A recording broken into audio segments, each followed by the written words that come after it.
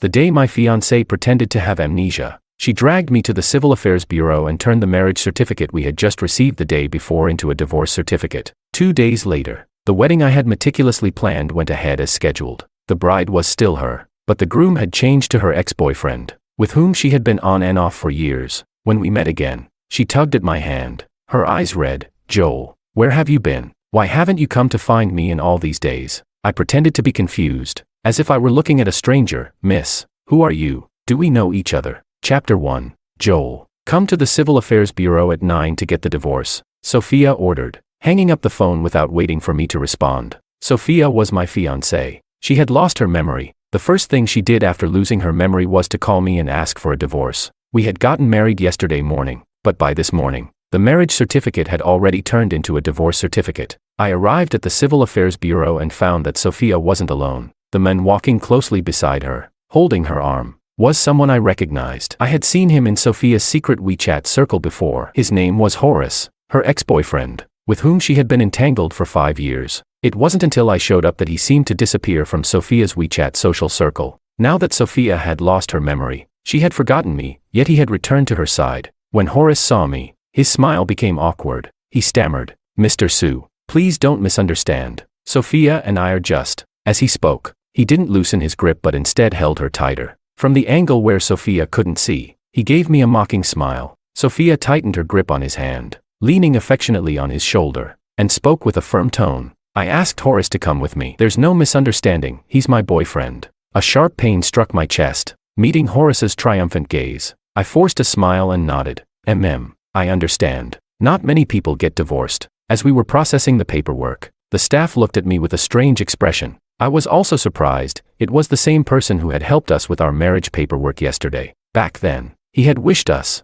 "Congratulations on your marriage. Wishing you a lifetime of happiness." We had thanked him with a smile. And today, we were back here. But this time, it was for a divorce. The arm that had been linked to Sophia was no longer mine, but Horace's. Standing in front of them, I felt utterly out of place and awkward. The staff scrutinized the three of us, then hesitated before saying, "Sorry, this doesn't comply with regulations." Sophia frowned, impatient. She made a phone call, and just like that, we got our divorce certificate. It was somewhat ridiculous, a red book, the same as the marriage certificate, but now there was no sweet photo on it. I clutched the certificate, trying to ignore the burning pain in my chest. Horace, as if casually, asked me, "Now that you're divorced, you're not planning to stay at Sophia's place, are you?" He only seemed to realize his words after speaking and quickly added, "Sorry, I know Mr. Sue didn't buy a house, but since you were once a couple, if you want to stay a few days, Sophia won't mind." Sophia interrupted him coldly, her tone devoid of emotion as she looked at me. "We are divorced now. Take your things and move out."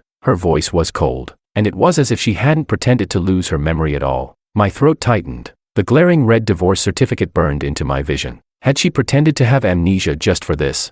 Why? I was never the type to cling to someone. If she wanted a divorce, how could I have clung to a woman who didn't love me?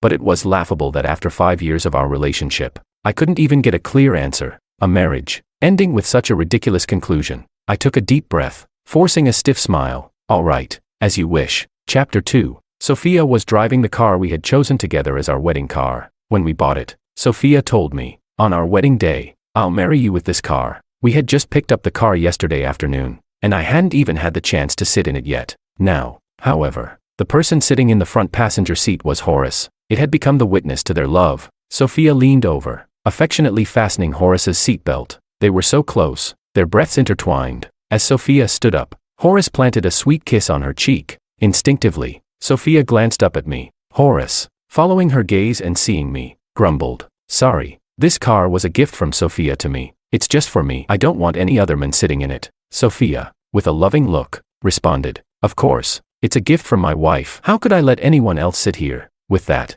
Sophia and Horace left, walking away with a sense of pride. The pungent smell of car exhaust hit me in the face. My throat tightened, and the pain in my chest nearly stole my breath away. In a hurry, I grabbed a taxi and rushed over, only to find the villa's gate firmly closed. My luggage was carelessly thrown outside, lying in the mud from last night's rain. Soaked and dirty, I knocked on the door for a long time before the housekeeper opened it. Her expression was awkward. "Horace told me to throw all this out." Horace's voice came from inside. "Are these your things?" "Sorry, I thought they were someone else's trash and had everything thrown out. I didn't mean to. Mr. Sue, I hope you're not upset. Horace walked out in his pajamas, deliberately showing off the hickey on his neck. I pretended not to see it, only curling my lips into a tight smile. Horace's manners are really concerning. A scolding voice came from inside. Joel, Sue, don't overstep. Horace already apologized to you. What else do you want? Turning my gaze, I saw Sophia walking over to Horace, her face icy and cold as she looked at me. Her eyes swept over the scattered belongings on the ground, and she scoffed. These old things, and you treat them like treasures. My breath caught, and my heart tightened painfully. I couldn't say a word. She hurriedly urged, pack up your things and take them away, or I'll have the cleaners throw them out. I suppressed the swelling pain in my eyes and nodded. Okay, also, I don't want to see you here again. Horace might misunderstand, and I can't let my husband get upset, she said, holding Horace close as they shared an intimate moment, completely ignoring me. My fists clenched, trembling with anger, swallowing the bitterness in my throat. I silently began packing my things. I hadn't lived here long, yet I had accumulated so much. 2 suitcases filled to the brim. This villa was supposed to be our home, Sophia's and mine. Every detail of the design, every piece of furniture, had been chosen and placed by me. It was all my dream, because this was the home where Sophia and I would spend our lives together. But now, the house looked the same, yet the person living in it wasn't me anymore. Things had changed, and so had we. I walked out carrying the 2 suitcases. Horace took a deep breath and said, with all this trash gone, the air feels so much fresher. Sophia, hearing that, ordered, housekeeper, have the entire house cleaned, and any of his things left behind, throw them in the trash. I stopped in my tracks. The wind blew across my face, and my heart felt empty. I turned around, smiled coldly at Horace, and said, the trash I don't want, I'll leave it to you. Chapter 3. I rented a small apartment next to my studio. I had once refused to rent it because the rent was high, but I saved every penny, all for my career, being with Sophia. I always feared that the gap between us would be too big, though I was just an ordinary guy, and the difference between my life and Sophia's family was like heaven and earth. Now, I had fallen from the clouds and returned to the mud below, but strangely, I felt more at ease. I lay in bed for a full 24 hours, lost in a daze. Then, I received a call from my partner, Joel. There's an important wedding tomorrow. I'm a wedding planner and run a wedding planning business with some friends. Originally, the wedding planned for tomorrow was supposed to be mine and Sophia's, the one I had spent 3 months preparing for. Now, before the wedding even began, it had already become nothing more than a phantom. When I heard those familiar words on the phone, my heart skipped a beat. I asked, my voice trembling, who's the bride and groom? Sophia and Horace's names echoed in my ears. My head was buzzing. I can't be the one to host their wedding. My partner's cautious voice came through. Joel, they specifically requested you. You know, if you don't go, our studio. With a single word from Sophia's family, I could be left with nothing in this city. I hung up the phone, feeling like a lifeless lump on the bed. Sophia was coming after me. She had specifically asked for me to plan her wedding. They were provoking me, and there was no way for me to avoid it. I quickly got ready and rushed to the wedding venue. What greeted me was a breathtaking view of a lavender field in the estate. A gentle breeze blew, and the lavender flowers swayed like waves of purple. I had chosen this place for the wedding because Sophia had said lavender was her favorite. I wanted our most important day,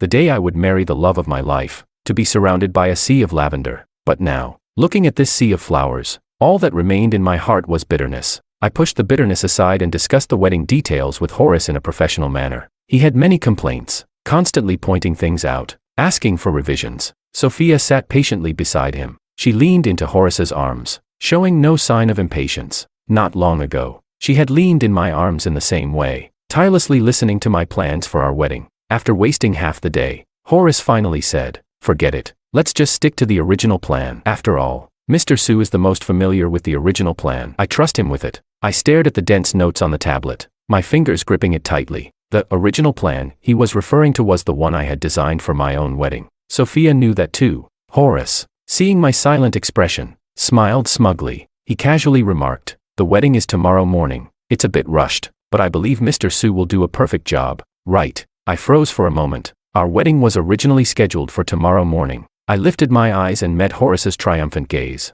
The wedding I had meticulously planned for a month was now being taken over by Horace. It felt disgusting, repulsive. After a long silence, I squeezed out a single word from my throat. Okay. Horace, with Sophia in his arms, grinned like a fox. Sophia, Mr. Sue really helped us a lot. We should give him a big red envelope when we get married. Sophia coldly replied. It's what he was supposed to do. Why else would I pay him to do this? At those words, Horace's grin widened even more. I tightened my lips, closed my eyes, and muttered, Horace is right. Both of you are gods, and this is what I should do. Chapter 4. I stayed up all night. The wedding took place at 10 a.m. as scheduled. Just as I was about to turn and leave, a sudden dizziness hit me, and I realized my forehead was burning. My steps were unsteady. The combination of staying up all night and the fever made it almost impossible for me to stand. But then someone suddenly supported me. I opened my eyes and saw it was Sophia. Without thinking, I pushed her away. Her expression flashed with surprise, then quickly turned cold. What are you standing here for? Don't you want to help?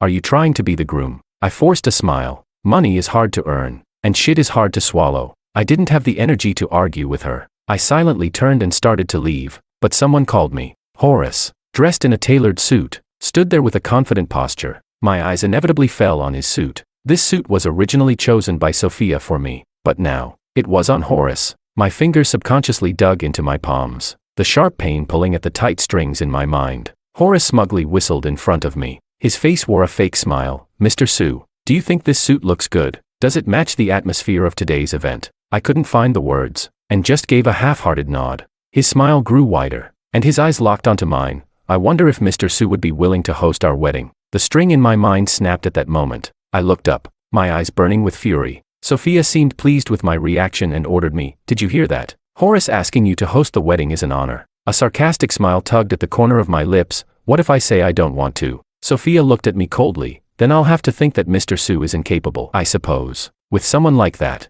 there's no need for a company to keep running. Right. I bit my tongue, the taste of blood spreading in my mouth, forcing the bitterness in my throat down. It was humiliating. Why couldn't we part on good terms?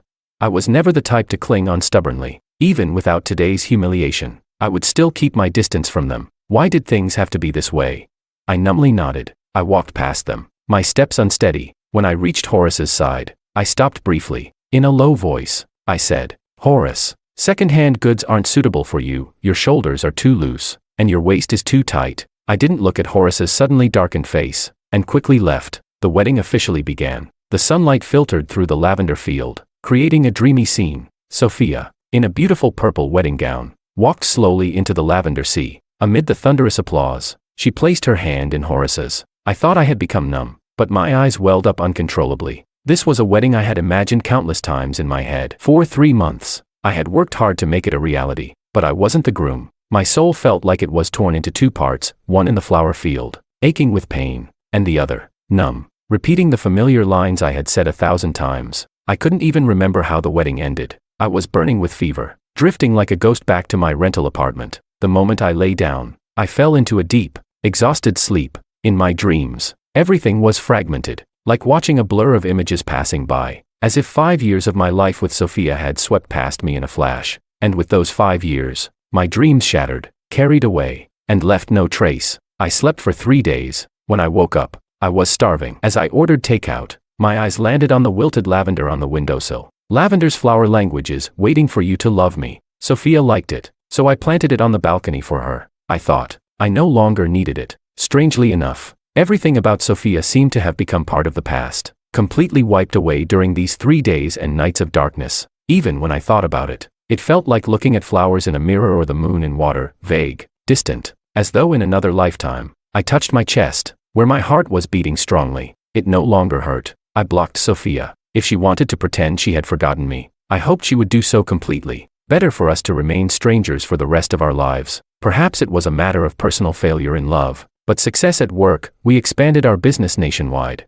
I started traveling frequently for work. When I returned from my last business trip a month later, I walked out of the company and saw a red sports car parked by the roadside. A woman leaned against the car door, looking tired. It seemed she had been waiting for a long time. When she saw me, she rushed forward, and in the backlight, I could clearly see her features. It was Sophia. I instinctively frowned, and before I could leave, she had already wrapped her arms around my waist from behind. Her eyes were red, as though I had done something wrong. Joel, where have you been? Why didn't you come to find me? A bitter smile formed in my heart as I looked up, my face now a mix of confusion and wariness. I looked at her like I would a stranger. Miss, who are you? Do we know each other? Chapter 5. Sophia froze completely, her face filled with disbelief. She anxiously hugged me tighter. Joel, what are you saying? How can you pretend you don't know me? Pain shot through my wrist. I frowned, my eyes turning cold. Miss, please let go. This is harassment. If you don't, I'll call the police. Sophia didn't let go. Her gaze fell on my face. When she saw the unfamiliarity in my eyes, panic and unease filled her expression.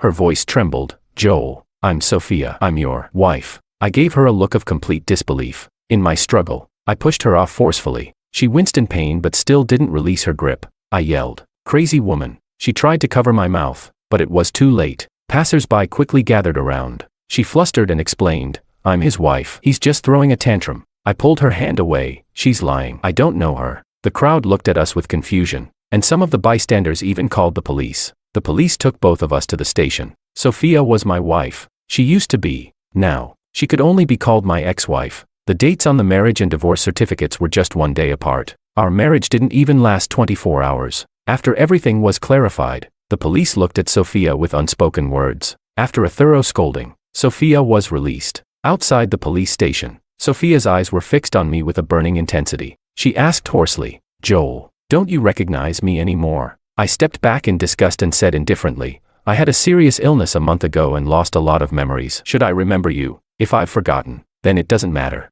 Sophia's expression looked hurt. She opened her mouth, wanting to say something. I cut her off. I heard you're my ex-wife. Since you're my ex, I think there's no need for us to have anything to do with each other anymore. Sophia's expression became panicked. Joel, let me explain. Horace's voice cut in. Sophia. I looked toward the sound and saw Horace approaching quickly. His gaze filled with hostility. He arrogantly linked his arm with Sophia's and questioned, why are you here? I scoffed. Are you Sophia's husband? If you want answers, you should ask your wife, not me. The innocent bystander. Horace looked confused but stubbornly said, Sophia can't be wrong. But unexpectedly, Sophia pulled her arm out of his grasp. Her gaze never once landed on Horace. She took a step forward, only to stop, seemingly caught by the wary look in my eyes. She hoarsely explained, Joel, he's not my husband. We never got married. You're my only husband. At her words, Horace's face turned completely dark. He nervously tried to grab Sophia's hand. His tone urgent, Sophia, let's go home,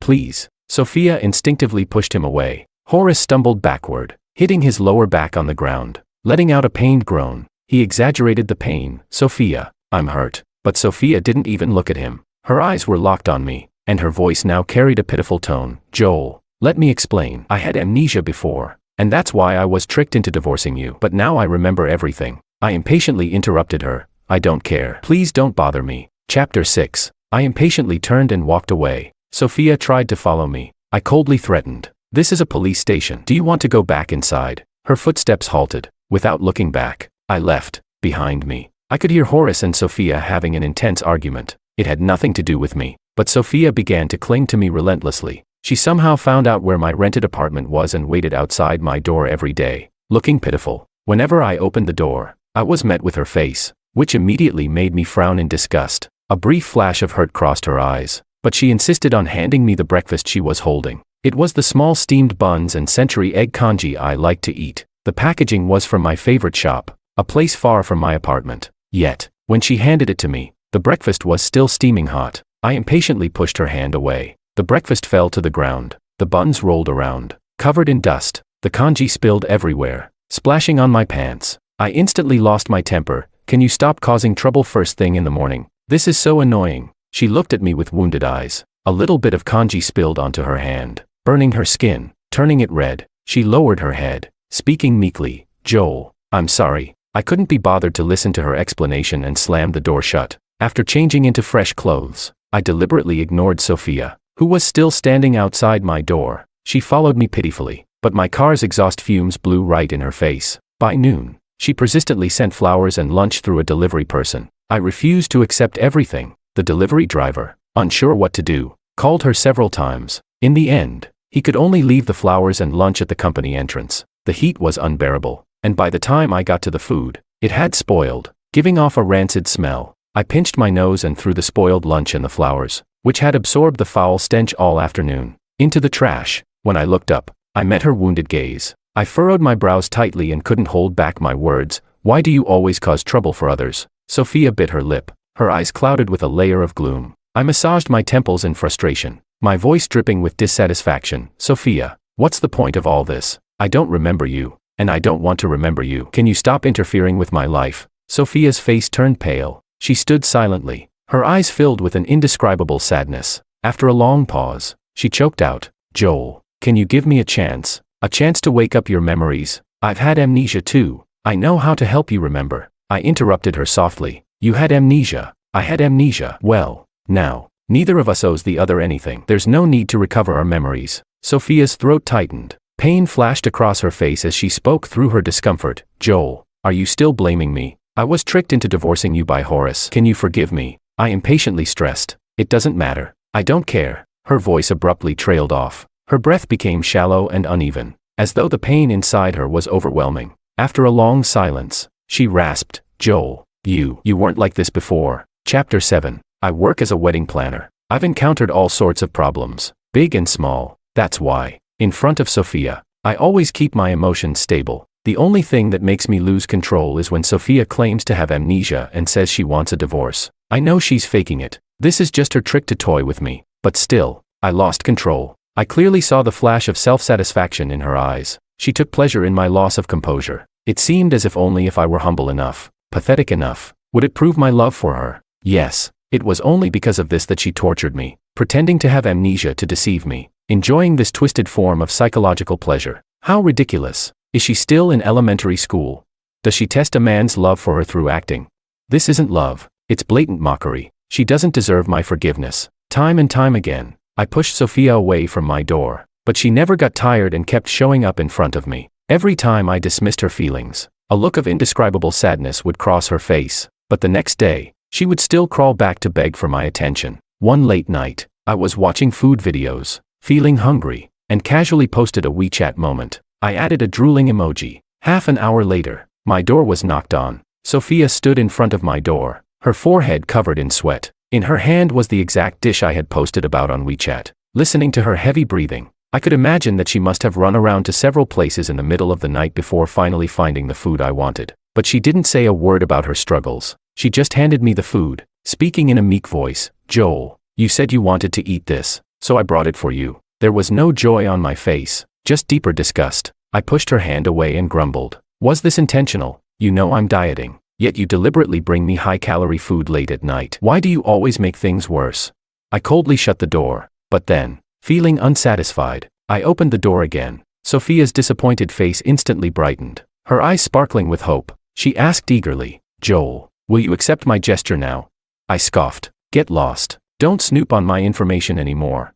I once again tore into her, slamming the door behind me. I found her alternate account and blocked her. Unable to contact me, she resorted to her old methods, waiting near my apartment and office every day. A few times, I overheard her talking on the phone outside my door. Horace and she were having loud arguments on the phone. Her assistant often messaged her, urging her to come back. Her father was in poor health, and now she was managing the company. Her frequent absences had caused a lot of business to stagnate, severely damaging the company's interests. The shareholders were displeased with her. She was stuck in a tough spot. I thought she would give up, but she didn't. I opened the door again and saw her standing there. Her face looked haggard, the delicate makeup unable to conceal the dark circles under her eyes. Upon closer inspection, her eyes were slightly red. I had called the police before. She was locked up for 2 or 3 days, but when she came out, she still didn't change. I scoffed. "How could a well-off young lady like you end up with a harassment charge? How can you be so pathetic?" Sophia clenched her teeth, her jawline tense. She silently conveyed her determination, but I was tired of this pointless game. I crossed my arms and looked down at her. "Tell me, what will it take for you to give up?" Chapter 8. Upon hearing this, Sophia suddenly straightened up, her eyes lighting up. She said with great excitement, "Joel, give me a chance to try to restore your memory. Okay, once you remember everything, you'll definitely come back to me." I stared at her meaningfully for a while, then said, "You're so sure that once I remember everything, I'll change my mind? But whether I have amnesia or not, the fact is you divorced me, and you married Horace. I don't believe that a restored memory will make me forgive you." Faced with my pushiness, Sophia instinctively took a step back. Her eyes avoided mine, no longer meeting my gaze, but her words were firm, as though she was trying to cover up her own guilt. "Joel, once you remember everything, you'll definitely come back to me." I couldn't be bothered to expose her self-deception. I calmly said, "I'll give you a week. If you can't change my mind, then stop pestering me." Sophia bit her lip and hesitantly asked, "Can it be a month instead?" I frowned, annoyed. "Don't try to bargain with me. I don't want to waste time on you." And you're running out of time too. If you keep pestering me, it's only you who'll suffer in the end. Sophia clenched her teeth, falling silent. I raised my hand to close the door. She reached out to stop me and answered, "Fine." With that, she looked at me with a deep gaze. Her eyes were filled with longing and hope. She took my hand and led me through the city, showing me the places we once visited together. Our first encounter was her falling in love with me at first sight. Just from a fleeting glance, she deliberately approached me. She would carefully probe my likes and find topics we could talk about in common. I loved wine, enjoyed hot pot, liked playing basketball, and had a particular fondness for certain games, specific colors, and shared aesthetic views and values. She knew it all. When we talked, I felt like we were soulmates, and our conversations were always enjoyable. I gradually started to believe she was someone I could connect with deeply. Falling in love with her was only natural and inevitable. We were together for 3 years. I wasn't blind to the fact that she wasn't as perfect as when we first met, but I thought this was just a normal part of relationships. When you love someone, you lower your own standards and accept them with kindness. But Sophia's true nature was far worse than I had imagined. As she chattered in my ear, recalling stories from our past, I just looked at her with an emotionless expression. She quickly averted her gaze, unable to meet the indifference in my eyes. By the time she reached the later parts of her story, I couldn't help but furrow my brow. The pleasant memories she spoke of had long been replaced by the humiliation and mistreatment I had endured at her hands. I couldn't be moved, not even a little. Seeing my lack of reaction, her eyes began to redden bit by bit. She opened her phone's photo album and began telling the stories behind each picture. As the photos progressed, suddenly, there was one of Horace and her together. She panicked and quickly closed her phone, rambling, "Joel, I simply asked with curiosity. I heard Horace was your ex-boyfriend. You two broke up and got back together for 3 years. Why didn't you stay with him?" Chapter 9. Sophia suddenly fell silent. After a long pause, she said in a deep voice, "He's just part of my past, Joel. The person I love now is you." I then asked, "But you lost your memory, and the only person you forgot was me. You chose to marry him, which means I'm not irreplaceable. It also means he's important to you. So why are you still holding on to me? Isn't it better to be with him?"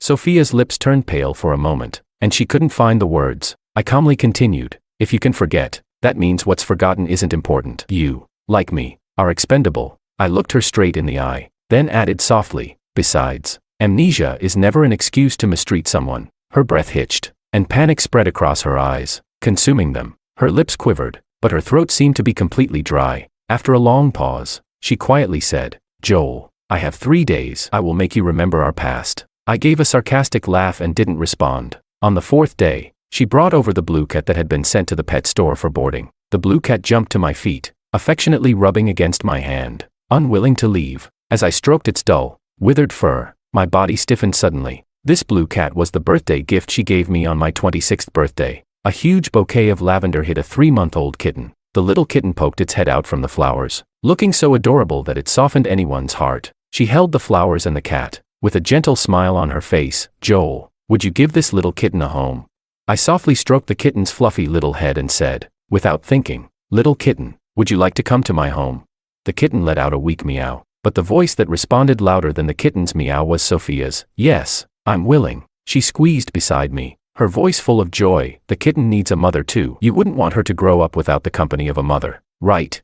I understood what she was implying, and my heart raced. From that moment on, we began living together. Now, as Sophia spoke of that memory, her eyes were full of tenderness. I absent-mindedly stroked the blue cat resting in my lap, my expression distant, my heart as calm as still water. I remembered the day I was kicked out by Sophia. The only thing I could take with me was what they considered trash. Even though this blue cat was a birthday gift from her, it was officially mine, yet I couldn't take it away. A mocking smile curled at the corner of my mouth. I put on a stern face and reproached her. "How could you put a cat in with lavender? Didn't you know that lavender is toxic to cats? What if it ate some and got poisoned?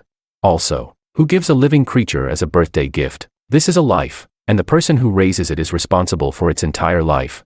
Or do you see a cat as nothing? You think you can keep it when you want and abandon it when you don't?" My barrage of accusations left Sophia stunned. She stood there helplessly, her mouth opening and closing, but no sound came out. I gently hugged the blue cat in my arms. The cat was a gift from Sophia, but it was I who took care of it. I had never owned a pet before. After researching, I learned that cats shouldn't be near lavender. From then on, I made sure to keep the lavender and the cat apart, but she hadn't noticed. So even now, she could confidently bring up that incident in front of me. At the time, I thought Sophia was just following an online trend of giving cats as gifts, so I didn't think much of it. but the bullet she fired back then now landed right between her brows. I lifted my eyes, questioning her. Since it's my cat, why did you hide it from me? Chapter 10. Sophia was speechless. I calmly pressed on. I lost my memory. So tell me, is it my fault? Is it because I didn't want to take care of it anymore? Sophia clenched her fists, and regret and struggle seemed to suffocate her. She looked helplessly at me. Joel, it's my fault. It's all because of my amnesia, and I didn't handle these things well, which made you sad. I promise I won't make the same mistake again. I lightly concluded. Amnesia is not an excuse for not taking care of a cat. I turned my gaze away, not looking at her pale face. I told her, since it's my cat, I'm taking it with me. At my words, Sophia's expression instantly brightened. Joel, I knew you wouldn't just abandon the cat. I abruptly interrupted her. Write a contract. You're not allowed to take the cat from me again. Sophia's smile froze. She muttered in discomfort. Joel, why are you being so cold with me?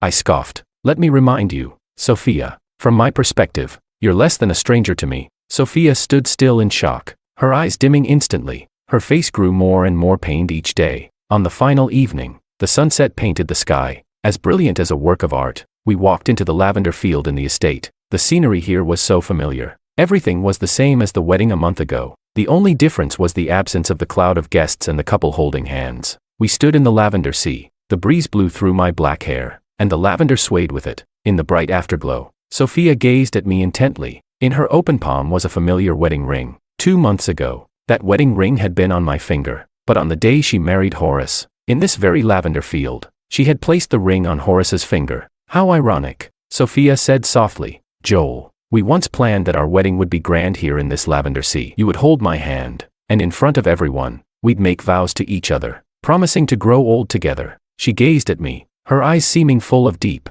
unrepentant love. Joel, will you marry me? I couldn't help but laugh, pinching her chin. I mocked. You think I'm like Horace, someone who'll take whatever second-hand goods come their way? Sophia froze, stunned by my sudden response. Without mercy, I turned and left. I didn't want to stay in this wretched place any longer. After a long moment of stunned silence, she hurried after me. I paused my steps and coldly said, enough. It's the last day. Don't bother me after this. In panic, she grabbed my wrist. Her eyes were filled with bloodshot desperation, her voice full of pleading. Joel, just one last time. Please come with me to one place. I tugged my wrist impatiently. She didn't let go, her gaze full of humility. Just this last time. Reluctantly, I said, fine. When the car stopped, I saw a familiar villa in front of me. She hesitated before speaking. Joel, do you remember? This is our home. Chapter 11. Home? 3 months ago, I was kicked out from here in disgrace. My voice was firm. This is not my home. Sophia's expression became momentarily despondent. She instinctively reached for my hand, but I deliberately avoided her touch. I coldly said, Sophia, know your place. She bit her lip, silent. In the tense stillness, the door of the villa was suddenly pushed open from inside. Horace appeared, looking haggard, his stubble as though he hadn't groomed in a while. But when he saw Sophia, tears welled up in the corner of his eyes. He rushed forward, grabbing Sophia in a tight hug. Sophia, you're finally back. Do you know how long I've waited for you at home? I even saw the pregnancy test you threw away. Though you weren't pregnant. We'll have children in the future. Sophia's expression immediately darkened. She nervously looked at me, but instinctively pushed Horace away. Horace was standing on the stairs, and with her push, he lost his balance and fell backward, hitting his head against the corner of the wall, blood pouring out immediately. Everyone was shocked. After a long moment, Horace moved. He slowly lifted his lifeless eyes and stared at me with hatred. It's you. All because of you. Didn't you already leave? Why are you back here trying to steal Sophia again? He struggled and tried to lunge at me, but Sophia immediately stepped in front of me, shielding me. She snapped. Horace, haven't you had enough? Horace's eyes turned bloodshot in an instant. He glared at Sophia, his voice dripping with rage. Sophia, even now, you're still protecting him. I pushed Sophia aside and coldly reminded him. Horace, don't just spout nonsense and make baseless accusations. The villa's door has surveillance. It recorded everything clearly. If your brain is muddled, go check the footage and watch it properly. Horace's throat tightened. I warned. If you keep making false accusations, I'll have no choice but to report it to the police. If you keep bothering me, I will file a lawsuit. Horace's breath came in quick gasps. Sophia rubbed her temples and spoke indifferently. I don't love you anymore. What's happening now is your own doing. Horace's breath faltered. Hate surged in his hollow eyes as he spat. Sophia, I deliberately poked holes in the condom, but if you really loved him, you wouldn't have slept with me. He turned to look at me, a smirk on his lips. Do you know when it happened? During the month when you were preparing for the wedding. She already cheated. Willingly slept with me. Sophia was furious. Shut up. She hurriedly turned to me, trying to explain. Joel, don't believe him. Let me explain. The pregnancy test wasn't mine. He's trying to frame me. I interrupted her. I don't need your explanation. At that moment, my face was as calm as ever, as if I were watching a drama that had nothing to do with me. I said softly, Sophia, I don't care. Our deal is over. Don't bother me again. I turned to leave. Sophia tried to follow but was knocked to the ground by Horace. I didn't look back. Behind me, I could hear Sophia's cries, full of hatred. Horace, why did you ruin me? I hate you. Chapter 12. Sophia disappeared from my world. I transferred the branch office to another city, bought a house, and settled in that city. Occasionally, while stroking the soft fur of the cat in my arms, I would unknowingly think of Sophia. Her life now was far from easy. The company's economy had taken a downturn, and the shareholders were voicing their discontent with her. She was overwhelmed with work, struggling to keep up. The most troublesome thing was that Horace had latched onto her. Ever since Horace hit his head, his mental state had been somewhat unstable. He would constantly follow Sophia around, muttering to himself. He repeatedly said, Sophia, how can you like another man? It's just a breakup. This isn't the first time you've told me you wanted to break up. After a while, we'll get back together. He went on and on. But, Sophia, I've waited for you for so long. Why haven't you come back to me yet? Sophia was thoroughly annoyed by his persistence. She had hit him, scolded him, and tried to drive him away. But Horace would always come back to cling to her. Over time, Sophia grew more and more irritable. She lost control of her emotions and nearly beat Horace to death in public. Horace had a mental illness, so she wasn't held accountable. She was detained at a detention center. A video of the incident went viral online. Netizens furiously criticized her, condemning her from all sides. Under the pressure of online bullying, her past actions of stalking and harassing me resurfaced. Once again, she incited public outrage. Amid the negative public opinion, her company's stock continued to plummet. By the time she returned to the company, she was facing accusations from the shareholders. But now, Sophia had enough trouble of her own. She had someone beat Horace into the ICU. Horace's family members sued her, and the case went to court. Now, Sophia had only two choices: either lose the lawsuit and end up in prison, or take care of Horace for the rest of her life under the supervision of his family. This matter became a hot topic online for an entire month.